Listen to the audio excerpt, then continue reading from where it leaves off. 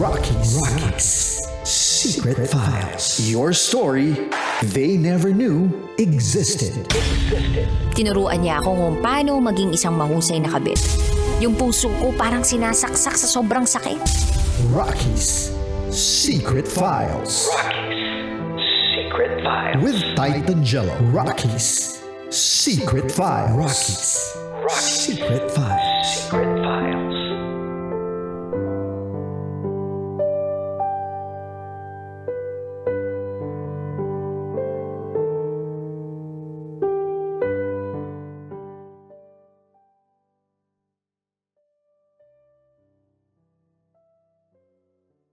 We're back again mga kabisyo sa oras natin ngayon na 10:23 PM sa buong Kapuluan.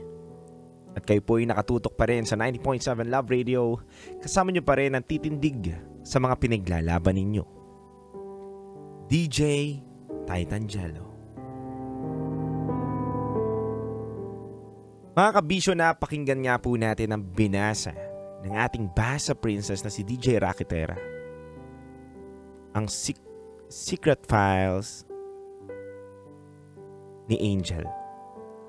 Si Angel na parte pala ng LGBTQA+, isa po siyang gay, mga kabisyo, na nasaktan at nakakilala ng isang rider at sa hindi inaasahang pagkakataon, nagkaroon po sila ng something ng rider na sinasakyan niya.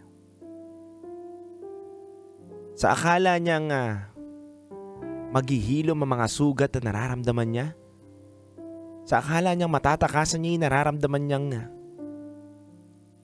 hinanakit sa kanyang puso, gamit ang pakikipagtalik sa ibang tao, mas lumala pa pala ang sakit na nararamdaman niya. Kaya mga kabisyo, basahin na muna po natin ang mga comments, suggestion, violent reaction, mga kabisyo natin nagpadala sa ating Facebook page ngayong gabi na to.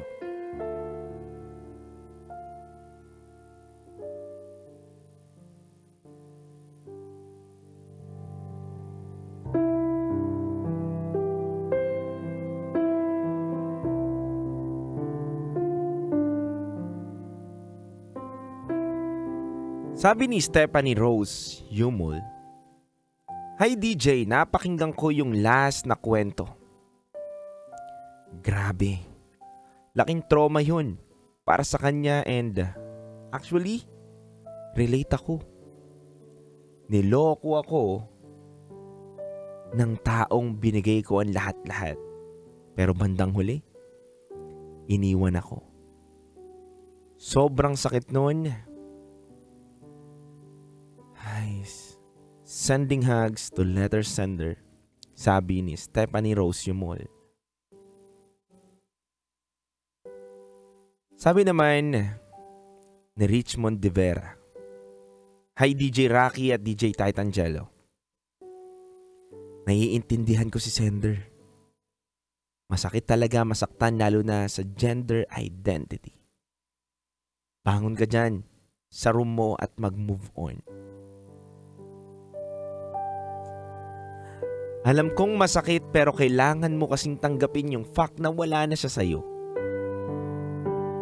At yun yung way para maka-move on. Walang magandang patutunguhan niyang mangyayari sa'yo kung hindi ka mag-move on. Makakahanap ka rin ng para sa'yo. Yung mamahalin ka ng lubos, yung hindi ka iiwan at mamahalin ka. Kaya mo yan. If need mo kausap o ka-chat para gumaan pakiramdam mo, chat mo ko. Gagawa ako ng GC natin ni Titan Jello.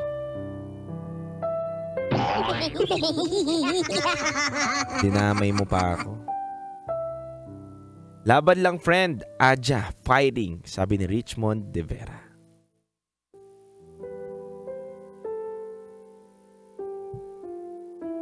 Sabi naman dito ni JV, para kay Angel, sa ganyang sitwasyon, mahirap talaga pero dapat magtira ka ng pagmamahal at respeto sa sarili mo. Oo, masakit yung nangyari sa'yo pero lahat yan ay pagsubok sa buhay na dapat mong labanan. And for the last one, sabi ni Darwin Rosel, Angel, dahil sa ginawang panloloko ng ex-BF mo, parang pinutulan ka na niya ng pakpak. Sa sakit at kirot na ipinadama niya sa iyo, I hope na patawad mo na ang sarili mo. At maghilom ang sugat dyan sa puso mo. At sana lang, huwag ka magmadali sa pag-ibig para hindi ka mapunta sa maling tao. Mga kabisyo, marami pa pong nagpadala ng kanilang komento. Ngunit kulang na po tayo sa oras para basahin po natin ang lahat ng ito.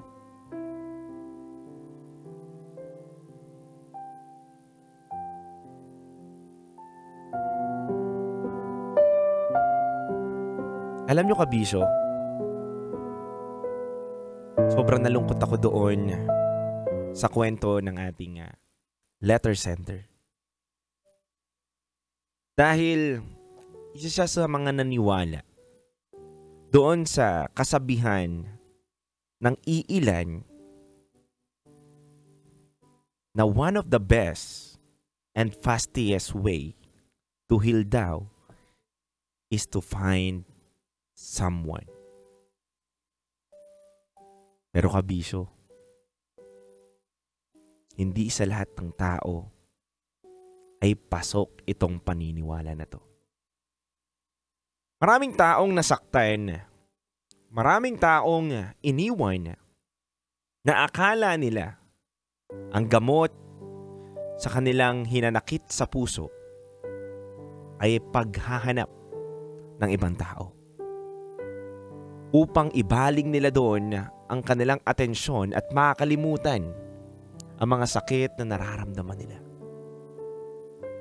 Pero kabisyo, hindi po ganun yun. Kadalasan na nagiging resulta kapag ikay nasaktan at naghanap ka ng iba na taong pwede mong bigyan ng oras at pagtakpan ng tunay mong nararamdaman dahil pinapaling mo ang atensyon mo sa bago mong nakilala, parang lalo mo lang ding sinasaksak ang sarili mo sa bagay na niloloko mo ang sarili mo. Pilit mong ginagawang masaya ang sarili mo sa kabila ng mga sakit, galit, puot na nararamdaman mo. Naghanap ka ng ibang tao para dun mo ibaling yung nararamdaman mo. Kailanman hindi mo matatakasan ang tunay at katotohanan na nararamdaman ng puso mo.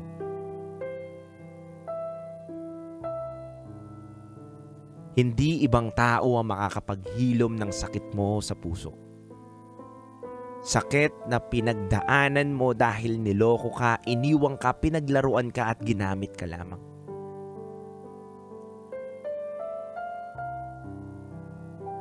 Ang taong makakapaggamot lang sa puso mong sawi, walang iba kundi ikaw. Tulad yan ng lagi kong sinasabi, paulit-ulit kong sinasabi, sa mga taong nasasaktan, naiiwanan, niloloko. Mahalin mo muna ang sarili mo. Buuin mo muna ang sarili mo. Hindi mo sa ibang tao mahahanap ang kapayapaan. Hayaan mo na ang panahon ang gumamot sa iyo. Hindi ibang tao na pwede pang mas makasira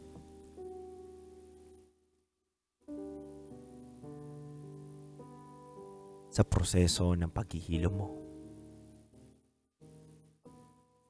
Kabisyo, sa lahat po na may mga istorya na pwede pong ibahagi, maaari po kayo magpadala sa ating Gmail account.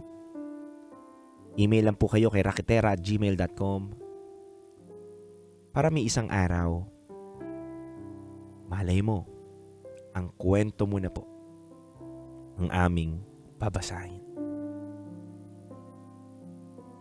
Kaya mga kabisyo mula Luzon, Visayas, Mindanao, Metro at Mega Manila, susunod na po ang ating Top Secrets. Maaari ka na pong tumawag sa 0916-529-5595. Muli ako nga po pala ang titindig sa mga pinaglalaban ninyo, DJ Titan Jello. At kayo po'y nakatutok sa 90.7 Love Radio. Kailangan pa bang i-memorize yan? Basic.